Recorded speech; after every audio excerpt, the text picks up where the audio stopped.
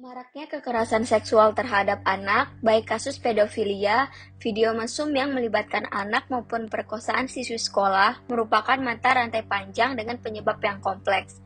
Penyebabnya itu antara lain, satu, tantangan eksternal yang kuat misalnya pornografi dan teknologi yang dapat mengakibatkan hal ini dapat terjadi. Maraknya pornografi dalam berbagai bentuk membuat mudah terpapar pornografi secara terus-menerus dan akan mempengaruhi akal dan pikiran. Kemajuan teknologi menambah kemudahan anak mengakses pornografi. Minimnya literasi media ramah anak dan ruang publik ramah anak membuat anak tidak memiliki pilihan lain dalam memanfaatkan waktunya. Yang kedua adalah faktor ekonomi. Adanya kemiskinan menjadi alasan untuk melakukan eksploitasi seksual pada anak. Bahkan seorang ayah sampai tega melakukan eksploitasi anaknya sendiri demi sejumlah uang. Yang ketiga adalah faktor pengasuhan orang tua yang masih kurang, khususnya edukasi tentang kesehatan reproduksi. Anak umumnya tidak tahu bahwa ia sedang mengalami pelecehan ataupun kekerasan seksual. Selama pandemi COVID-19, kekerasan seksual pada anak dalam keluarga meningkat 60%. Pelaku adalah orang terdekat korban. Hal itu disebabkan pola asuh orang tua yang tidak tepat. Anak korban perceraian serta orang tua yang meninggalkan anak juga menjadi penyebab terjadinya kekerasan seksual pada anak.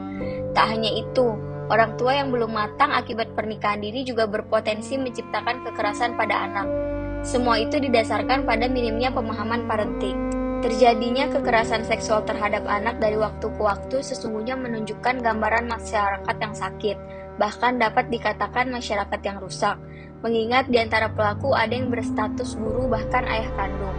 Ini juga mencerminkan bahwa regulasi yang sudah ada pun tidak ditakuti, meski sudah ada ancaman hukum kebiri dan pemberatan hukuman.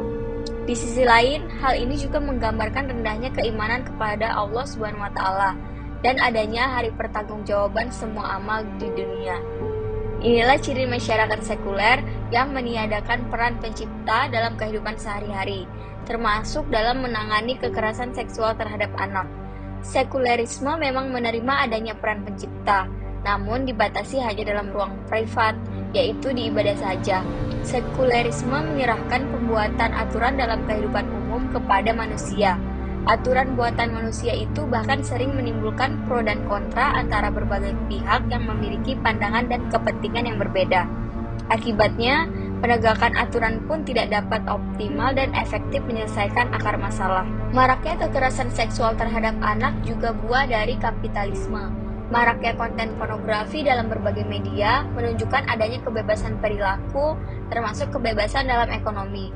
Apa saja yang menguntungkan dapat dikembangkan menjadi usaha, meski membahayakan dan merusak masyarakat. Mudahnya mengakses dan terpapar pornografi berdampak pada meningkatnya dorongan untuk pemenuhan nafsu. Lemahnya keimanan akan membuat jalan pintas pemenuhannya, sehingga terjadilah kekerasan seksual terhadap anak. Kapitalisme juga menghasilkan kemiskinan akibat lalainya negara dalam mengatur distribusi kekayaan secara merata kepada setiap individu rakyat. Kemiskinan menjadi alasan untuk melakukan kejahatan dengan motif mendapatkan uang. Dengan demikian, jelaslah bahwa sekulerisme dan kapitalisme menyebabkan maraknya kekerasan seksual terhadap anak.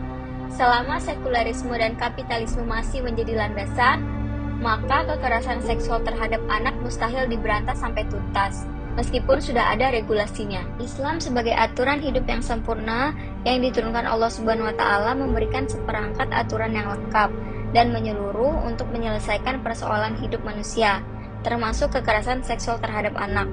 Islam memiliki mekanisme untuk mencegah dan memberantas, dan juga Islam melarang benda dan aktivitas yang memberi peluang terjadinya kekerasan seksual terhadap anak, seperti pornografi, baik dalam membuat, menyebarkan, ataupun menikmatinya. Islam juga melarang usaha menggunakan sesuatu yang haram. Islam juga memiliki aturan yang mengatur interaksi antara laki-laki dan perempuan dan juga mengatur hubungan kekerabatan dalam keluarga. Kesejahteraan setiap individu rakyat wajib dipenuhi oleh negara dengan berbagai mekanisme dalam sistem ekonomi Islam. Sanksi tegas yang memberikan efek jera dan mencegah juga ditetapkan oleh Islam, didukung oleh aparat yang amanah.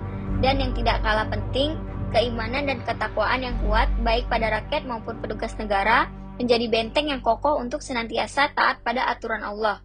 Dengan seperangkat aturan tersebut, maka kekerasan seksual terhadap anak dapat diberantas secara tuntas.